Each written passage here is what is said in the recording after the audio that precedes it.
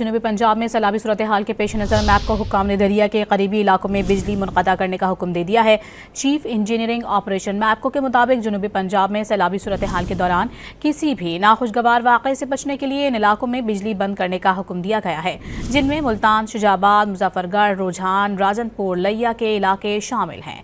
विहाड़ी, भावलनगर, साहिवाल, पाकपतन, रहीम यार खान और बहावलपुर समेत दीगर अजला भी शामिल हैं। चीफ इंजीनियरिंग ऑपरेशन मैपको के मुताबिक इन इलाकों में सैलाबी सूरत हाल खत्म होने के बाद बिजली बहाल कर दी जाएगी।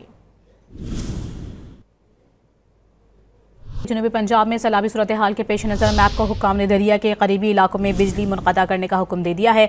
चीफ इंजीनियरिंग ऑपरेशन मैपको के मुताबिक जनूबी पंजाब में सैलाबी सूरत हाल के दौरान किसी भी नाखुशगवार वाक़े से बचने के लिए इन इलाकों में बिजली बंद करने का हुक्म दिया गया है, जिनमें मुल्तान, शुजाबाद, मुजफ्फरगढ़, रुझान, राजनपुर, लिया के इलाके शामिल हैं।